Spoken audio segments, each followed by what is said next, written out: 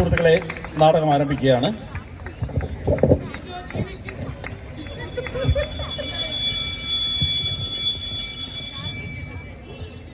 പ്രിയ കലാസ്നേഹികളെ, KUWJ Delhi theatre club അവതരിപ്പിക്കുന്ന നാടകം ആരംഭിക്കുകയാണ്. ഓരോ മാധ്യമ പ്രവർത്തകരും ഓരോ ദിവസവും നേരിടുന്ന അനുഭവങ്ങളാണ്. ഒരു ദിവസത്തെ അനുഭവം, അവരുടെ കഷ്ടപ്പാട് എങ്ങനെയാണ് അവരെയും അവരുടെ കുടുംബത്തെയും ബാധിക്കുന്നത് എന്ന് ഫലിതത്തിൽ ചാലിച്ചാണ് ഞങ്ങൾ അവതരിപ്പിക്കുന്നത്. പക്ഷേ ഈ ഫലിതം നിങ്ങൾ ഉള്ളുകൊണ്ട് കരഞ്ഞായിരിക്കും നിങ്ങൾ ചിരിക്കുക. നാടകം ആരംഭിക്കുകയാണ്. CB ജോസഫ് എഴുതി സംവിധാനം ചെയ്യുന്ന നാടകം അപ്രധാനമല്ല വാർത്തകൾ.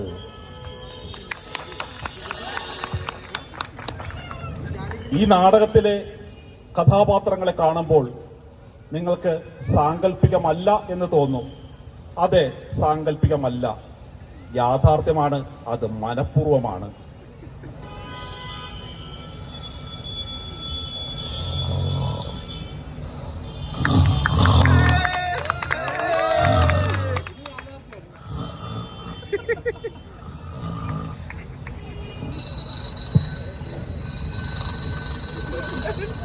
അതെ, തീർച്ചയായും അത് തന്നെയാണ് എനിക്ക് പറയാനുള്ളത്. നമുക്ക് ദൃശ്യങ്ങൾ കാണാം, അത് തന്നെയാണ് ആനയെ ജനവാസ മേഖലയിൽ മാറ്റാനുള്ള ശ്രമങ്ങളാണ് ഇവിടെ നടന്നുകൊണ്ടിരിക്കുന്നത്. നമുക്കറിയാം, ചക്കക്കൊമ്പനാണോ അതോ പിടിയാനയാണോ അതോ പടയപ്പയാണോ അരിക്കൊമ്പനാണോ എന്നുള്ള അറിയാനുള്ള ആകാംക്ഷയിലാണ് ആളുകൾ കാത്തു നിൽക്കുന്നത്. അതെ, നമുക്ക് ദൃശ്യങ്ങളിലേക്ക് പോവാം. പടയാനല്ല, കുഴിയപ്പയാണോ? ഒന്ന് പോവാൻ മനുഷ്യൻ ഉറക്ക കടന്ന ആന കടന്ന് തിരക്കുന്നത്. ഒന്ന് എഴുതിട്ട് പോയേ നിങ്ങള്.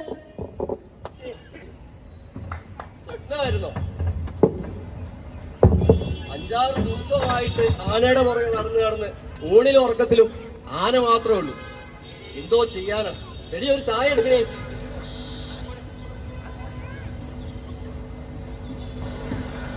രാവിലെ തന്നെ 5-6 മിസ് കോൾ ഉണ്ടല്ലോ. ആരൊക്കെയാന്ന് നോക്കട്ടെ. മനോരാജ്യം ലിജി, അനുരാജ്. എന്താണാവോ ഇന്നത്തെ പരിപാടി? അറിയില്ല, ഒന്ന് വിളിച്ചു നോക്കാം. ലിജയെ വിളിച്ചു നോക്കാം. മനോരാജ്യം ലിജയെ വിളിച്ചു നോക്കാം. ഹലോ ഹലോ, ആ ലിജിയല്ലേ? അതെ, പറഞ്ഞോ. നിങ്ങളിന്ന് ആനയെ പിടിക്കാൻ പോകുന്നുണ്ടോ? എടാ, നീ പോകുന്നുണ്ടോ? ഇന്നും ആനയുടെ പുറകെ ഞങ്ങളൊന്നും പോകുന്നില്ല. ആ, എന്നാ നിങ്ങള് പോകുന്നില്ലേ പിന്നെ ഞാനും പോകുന്നില്ല. വേറെന്തെങ്കിലും ഉണ്ടോ നോക്കാം. Okay okay okay. ആ, ലിജിയല്ലേ ആള്. അവിടെ പോകില്ലാന്ന് പറഞ്ഞാൽ എന്തായാലും പോകും. കോട്ടയം എന്തായിരിക്കും വിളിക്കുന്നത്. ഏതായാലും അനുരാജിനെ കൂടെ ഒന്ന് വിളിക്കാം. ഏഷ്യാവിഷനിലെ അനുരാജിനൊന്ന് വിളിച്ചു നോക്കട്ടെ. ഹലോ, ആ അനുരാജേട്ടാ, നിങ്ങളൊന്ന് പോകുന്നുണ്ടോ ആനയെ പിന്നിട്ടേ? പിന്നെ നിനക്ക് വേറെ പണിയില്ലേ? നമുക്ക് ആന ഒന്ന് ഓണയറ് കേറുന്നടാ. ഈ ലോകത്ത് വേറെ എന്തൊക്കെ വാർത്തയുണ്ട്? ഞാൻ പറയാൻ തുടങ്ങുമായിരുന്നു. നമ്മളിപ്പോ എന്നും ആനയുടെ പുറകെ പോയിട്ട് കാര്യമില്ലല്ലോ. ശരി, എന്നാ ഞാൻ പോകുന്നില്ല, വെച്ചേക്കാം. ഓക്കെ.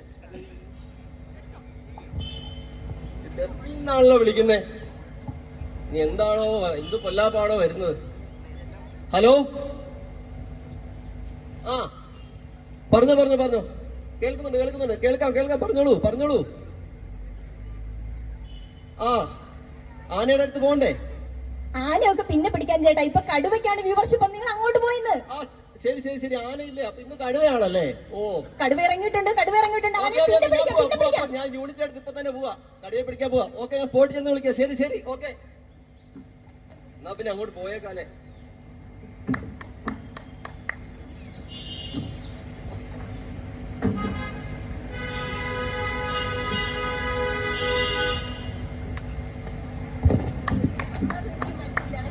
അത് ഈ കടുവയെ പിടിക്കാനുള്ള വലിയ തിരക്കിലാണ് നമ്മളുള്ളത്.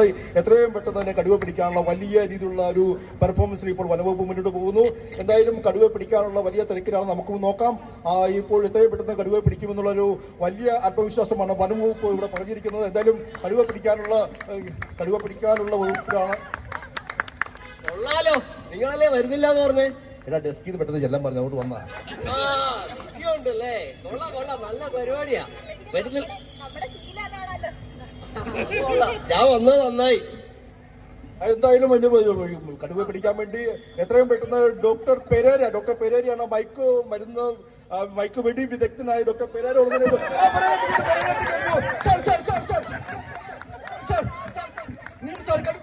നിങ്ങളൊന്നും മാറി നിൽക്കൂ.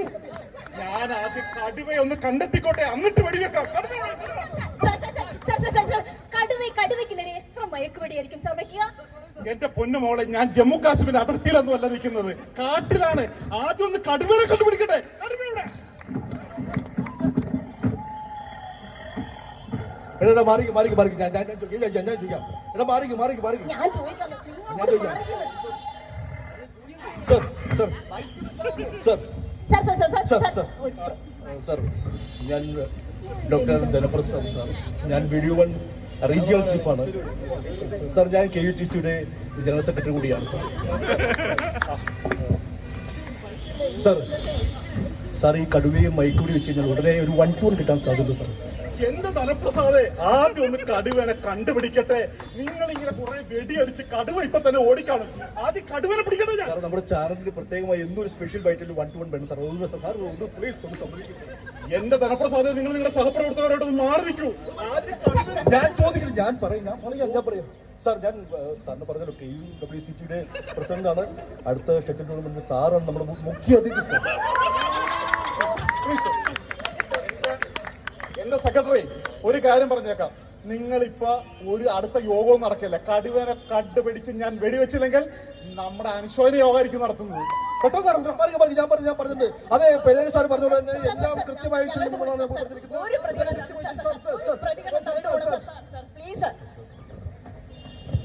ഒരു പ്രധാനപ്പെട്ട വാർത്തയിലേക്ക് വരികയാണ്. ഇപ്പോ നമ്മുടെ റിപ്പോർട്ടർ ഏബിൾ ചേർന്നു. ഏബിൾ കേൾക്കാമോ? ഏബിൾ, അവിടെ എന്താണ് സംഭവിക്കുന്നത്? ഏബിൾ പറയൂ. ഹലോ ഏബിൾ, കേൾക്കാമോ? അതെ, അവിടെ എന്താണ് സംഭവിക്കുന്നത്? കടുവ ഇപ്പോൾ എവിടെയാണുള്ളത്? എന്താണ് കടുവയുടെ ലക്ഷ്യം? കടുവ എങ്ങോട്ടാണ് നീങ്ങുന്നത്? എങ്ങോട്ടാണ് നീങ്ങാൻ സാധ്യതയുള്ളത്? അതുപോലെ തന്നെ ഈ വനം വകുപ്പ് തയ്യാറായിരിക്കുന്ന കൂട് അവിടെ തയ്യാറാണോ? അല്ലെങ്കിൽ കടുവ കൂട്ടി കയറിയില്ലെങ്കിൽ ഒരു പ്ലാൻ ബി തയ്യാറാണോ? വിനയകുമാർ, അങ്ങനെ തന്നെയാണ് നമ്മളിപ്പോൾ മനസ്സിലാക്കിയിരിക്കുന്നത്. പ്രത്യേകിച്ച് കടുവയുടെ 100 മീറ്റർ മാത്രമാണ് നമ്മളിപ്പോൾ നിൽക്കുന്നത്. പ്രത്യേകിച്ച് ഇവിടെ ക്യാമറമാൻ ഉണ്ടായിരുന്നു, അയാൾ കടുവയുടെ പുറകെ പോയിട്ടുണ്ട്. ക്യാമറമാൻ കണ്ടെത്തും. എന്തായാലും കുഴപ്പമില്ല. എന്തായാലും ഈ ഒരു വിഷയത്തിൽ ഹൈക്കമാൻഡിന് കടുവയെ വെടിവെക്കുന്നതിൽ ഒരു വിരോധവുമില്ല. അത് കേസ് വേണുഗോപാൽ കൃത്യമായി എന്നോട് പറഞ്ഞിട്ടുണ്ട്. അല്ല, കടുവയെ വെടിവെക്കാം എന്നാണ് ഇപ്പോൾ എന്തായാലും മനസ്സിലായിരിക്കുന്നത്. വിനയകുമാർ, ഞാൻ ഒരു നിമിഷം ഏബിളിലേക്ക് തിരിച്ചു വരാം. നമ്മുടെ റിപ്പോർട്ടർ PR അനിൽ ചേർന്നു. അദ്ദേഹം അനിൽ കേൾക്കാമോ? ദൃശ്യങ്ങളിൽ നിന്നും അനിൽ കടുവയുടെ കൂട്ടിനടുത്ത് നിന്നാണ് എന്ന് മനസ്സിലാക്കുന്നു. അതെ, അനിൽ കേൾക്കാമോ? അനിൽ കടുവ പെട്ടെന്ന് കൂട്ടിൽ കയറാനുള്ള സാധ്യത എത്രത്തോളമാണ്? അതുപോലെ ആ കൂടിന്റെ വലിപ്പം നമുക്കിവിടെ ദൃശ്യങ്ങളിൽ നിന്നും അത്ര വ്യക്തമല്ല. ആ കൂടിന്റെ വലിപ്പം എത്രത്തോളമാണ്?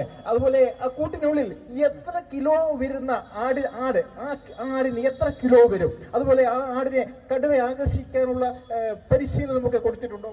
എന്താണ് ഒന്ന് പറയൂ, പ്രേക്ഷകരെ അറിയിക്കും. ആടിന്റെ തൂക്കം നോക്കാനുള്ള സംവിധാനം ഞാൻ ഉടൻ തന്നെ ഉണ്ടാക്കാം വിനേഷ് കുമാർ. അതിന്റെ അപ്പുറത്ത് എനിക്ക് പറയാനുള്ളത്, ഈ കൂട് നോക്കൂ. ഒരു പട്ടിക്കൂട് പോലുള്ള ഒരു കൂട് സമീപത്തെ ആക്രിക്കടയിൽ നിന്ന് കൊണ്ടുവന്നതാണെന്ന് തോന്നുന്നു. നോക്കൂ, ക്യാമറമാൻ ഒന്ന് കാണിച്ചു കൊടുക്കൂ. മാത്രവുമല്ല, ഈ ആടിനെ നോക്കൂ, ആടിന്റെ കോലം നോക്കൂ.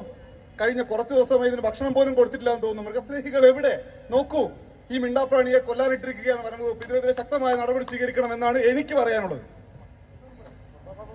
അതേസമയം സുപ്രീം കോടതിയിൽ നിന്നും തത്സമയം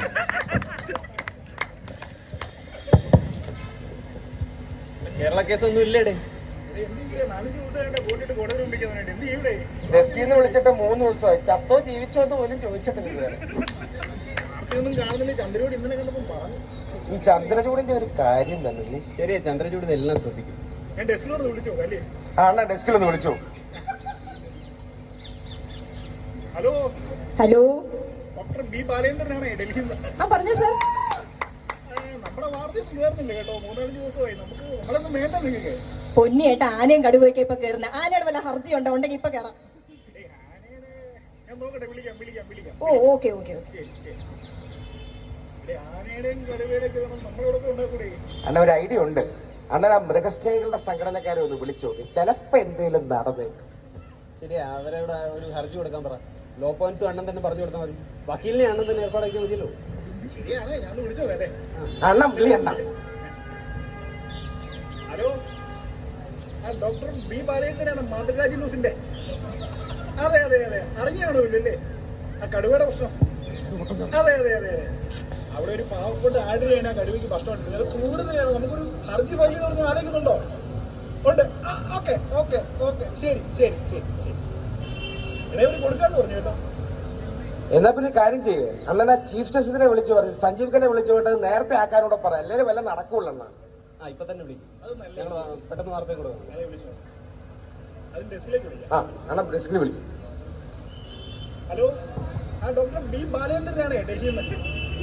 അതെ അതെ അതെ, ഒരു ഹർജി കൊടുക്കുന്നുണ്ട്. ഓക്കെ ഏട്ടാ, ഓക്കെ ഓക്കെ കൊടുത്തോളൂ. അപ്പം ഹർജി വാർത്ത ഉടൻ തന്നെ വരുന്നുണ്ട് കേട്ടോ. അല്ല വേറൊരു ചാനൽ കൊടുക്കുന്നില്ലല്ലോ ചേട്ടാ, ലൈവിലോ പോലും ഇല്ല. 10 വർഷമായേ വാർത്ത കൊടുക്കുന്നതാണെന്നും അല്ലേ ഞാൻ. നമ്മുടെ കൂടെ വന്ന വക്കീലൊക്കെ ഡീറ്റെയിൽസ് ഇല്ല, നീ അത് വാർത്ത കൊടുക്കും കേട്ടോ. ബാറാൻ ബെഞ്ചിലും ഇല്ല സാറാ. നമുക്ക് സോഴ്സ് ഉണ്ടേ, നമ്മുടെ സ്വന്തം സോഴ്സ് ഉണ്ടേ, നീ വാർത്ത കൊടുക്കും കേട്ടോ. അണ്ണാ ഞാൻ ഫ്ലാഷ് ടൈപ്പ് ചെയ്തിട്ട് വാട്സാപ്പ് കേട്ടിട്ടുണ്ട്, വാർത്ത അടിച്ചോ, ഇപ്പൊ തന്നെ ലൈവ് വിളിക്കും. എന്നാ ശരി ശരി ശരി ശരി, ഞാൻ വിളിക്കാം. ഇപ്പൊ തന്നെ കൊടുക്കാം. കടുവ കടുവ കടുവ കടുവ കടുവ കടുവ കടുവ കടുവ കടുവ കടുവ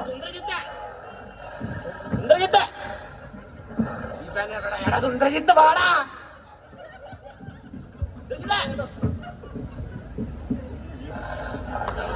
വെച്ചോ വെച്ചോ വെച്ചോ, ലൈവ് ലൈവ് വെച്ചോ. ക്യാമറ റെഡിയാണോടാ? ഓണാണോ? Okay okay. ആരാ ആരാ ആരാ വായിക്കുന്ന ആരാ? നിശെങ്കി നിശ. അതെ നിശ, കടുവയെ പിടിക്കാനുള്ള സമയം വൈകിക്കൊണ്ടിരിക്കുകയാണ്. നിലവിൽ ഇപ്പോൾ 8 മണിക്കൂറായിക്കൊണ്ടിരിക്കുകയാണ്. കടുവയുടെ പിന്നാലെ മാധ്യമ പ്രവർത്തകരും വെടിവെക്കാനുള്ള ആളും നടന്നുകൊണ്ടിരിക്കാൻ തുടങ്ങിയിട്ട് 8 മണിക്കൂറായി. എന്തായാലും പകല് മുഴുവൻ ഓടി നടന്നിട്ടുള്ള കടുവ രാത്രി ഉറങ്ങുമ്പോ പിടിക്കാനാണ് ലക്ഷ്യം എന്ന് നമ്മൾ മനസ്സിലാക്കുന്നുണ്ട്. എന്തായാലും ഈ കടുവ പോയെടുത്തൊക്കെ ഉറക്ക ഗുളികയും വിതറിയിട്ടുണ്ടെന്നാണ് ഈ വൃത്തങ്ങൾ പറയുന്നത്. ചേട്ടാ ആരാ ചേട്ടാ വൃത്തങ്ങള്? എടാ വൃത്തങ്ങൾ എന്ന് പറഞ്ഞാൽ അങ്ങനെയൊന്നും ഇല്ലടാവേ. ഇതിപ്പോ കേസായാല് നമ്മളെ പേരിലാവൂല, വൃത്തങ്ങളുടെ പേരിലാവൂല. ഏത്? ഓ അങ്ങനെയാണല്ലേ. ആരാണ് ഈ വിളിക്കുന്നേ? ഹലോ ഹലോ ചേട്ടാ, ഇന്നലെ മീൻ വാങ്ങിയിട്ടില്ല. നിങ്ങൾ കടുവയുടെ ആനയുടെ ഒക്കെ പുറകിൽ ഒന്ന് മീൻ മേടിച്ചിട്ട് വരണേ. എന്റെ പൊന്നു പെണ്ണുമ്പിള്ളേ, ഈ കടുവ പിടിക്കുന്നവര് നീ വല്ല മുട്ടയോ സാമ്പാറോ വെച്ചെന്ന് അഡ്ജസ്റ്റ് ചെയ്യടി. അല്ല പിന്നെ വെക്ക് വെക്ക് വെക്ക്. ഹലോ, ആ ഏഷ്യാവിഷനിൽ നിന്നും ബിനുവാണ്. പറയൂ. നിശാന്ത് വംശം, അടുത്ത കടുവ വാർത്തയിൽ നമ്മൾ തന്നെ മുന്നിലായിരിക്കണം. ഒരു ക്യാമറ ക്ലോസ്, മറ്റേത് വൈഡ്. തൊട്ടടുത്തുള്ള മരത്തിന് മുകളിൽ ക്യാമറമാനെ കയറ്റി വിട്ടാൽ നമുക്ക് ഏരിയൽ വിഷൽ കൂടി കിട്ടും. ഇന്നലെ ആനയുടെ വാർത്ത പത്രത്തിൽ വായിച്ചത് രോമാഞ്ചം വന്നുപോയി. ഇത്ര സ്പെഷ്യൽ സ്റ്റോറികൾ കൂടി ചെയ്യണം. എന്റെ പൊന്ന് വിനുവേ, ഈ പത്രക്കാർക്കൊക്കെ നമ്മൾ പറഞ്ഞു കൊടുത്തിട്ടാണ് അവർ എഴുതുന്നത്. എന്ത് ചെയ്യാനാണ്?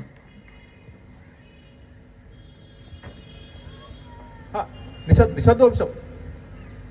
ഹലോ നിശാന്ത്, ഞാൻ പ്രഭുവൻ ഘട്ടത്തിൽ. പറ. ഈ പകല് എന്താ സംഭവിച്ചത്? ഞാൻ നല്ല ഉറക്കായിരുന്നു. നിങ്ങൾ ഉറങ്ങും, നമുക്കറിയാം. നിങ്ങൾ പകല് ഫുള്ള് കിടന്നുറങ്ങും. നമ്മൾ ഒരു വെയിലത്ത് പണിയെടുക്കും. രാത്രി നമ്മൾ പറയുന്ന കേട്ട് നിങ്ങൾ വാർത്ത എഴുതും, വലിയ തലക്കെട്ടും കൊടുക്കും. എന്നിട്ട് മുകളിൽ നിന്ന് നമുക്ക് വിളി. ഈ പരിപാടി കൊള്ളാം.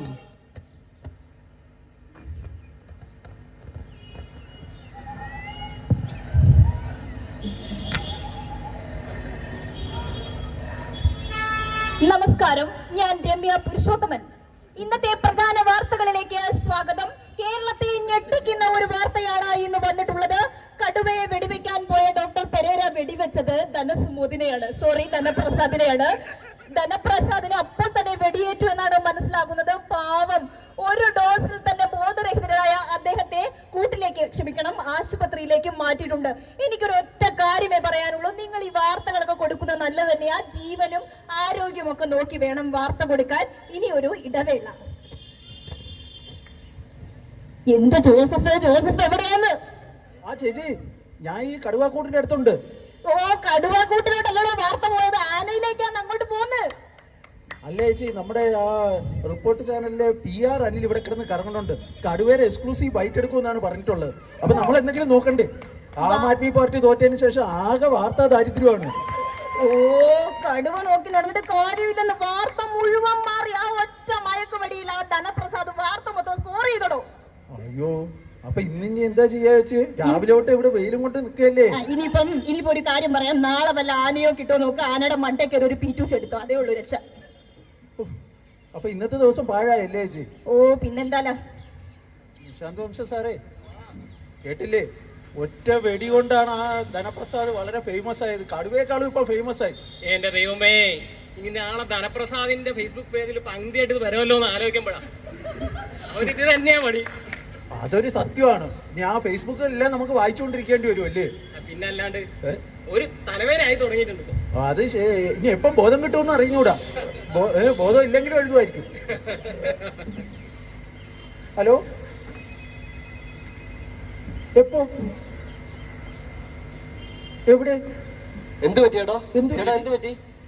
അയ്യോ ഈശ്വര, എന്ത് പറ്റി? എന്താ കാര്യം? നമ്മുടെ ക്യാമറമാൻ മനോജിന് ആനയുടെ കുത്തേറ്റു എന്നാ, മരിച്ചു എന്നാ കേക്കണേ. ചേട്ടാ, കഴിഞ്ഞ ദിവസം കൂടെ ഞങ്ങൾ ഒരുമിച്ച് ജോലി ചെയ്തോളൂ. ഞങ്ങൾ മാധ്യമപ്രവർത്തന എല്ലാം അവസ്ഥ ഇതാ. നാളെ എന്തെന്നറിയാതെ ആനയുടെയും കടുവയുടെയും പുറകെ ഓടി നടക്കുകയാണ് ക്യാമറയും മയക്കുമായി.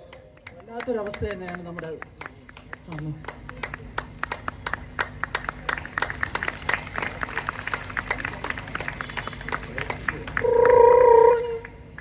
ഹലോ, ആ പറയൂ.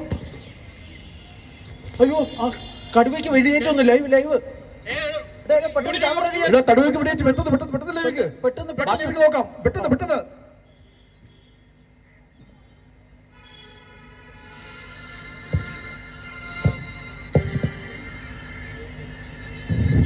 പ്രിയപ്പെട്ടവരെ, ഇതാണ് യഥാർത്ഥ മാധ്യമ ജീവിതം. സരസമായി നർമ്മം കലർത്തി സ്വയം കളിയാക്കി നിങ്ങളുടെ മുന്നിൽ അവതരിപ്പിച്ചത് വെറും ഒരു നാടകം മാത്രമല്ല, മാറി വന്ന മാധ്യമ ലോകത്തിൻ്റെ നേർക്കാഴ്ച കൂടിയാണ്. ദുരന്തങ്ങളും ചോരയൊലിപ്പിക്കുന്ന പാതി ജീവനുകളും നീതി തേടി അലയുന്ന മനുഷ്യരും സമരച്ചൂടുകളും അവകാശ പോരാട്ടങ്ങളും കോടതി വ്യവഹാരങ്ങളും നിങ്ങളുടെ വീടുകളിലേക്ക് എത്തിക്കാൻ രാപ്പകലോടുന്ന സാധാരണ മനുഷ്യന്മാർ മാത്രമാണ് ഞങ്ങൾ.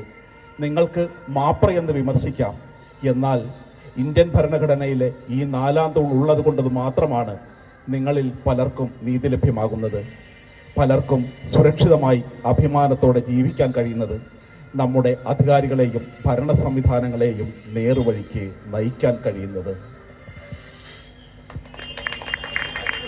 പ്രിയപ്പെട്ടവരെ, നന്ദി.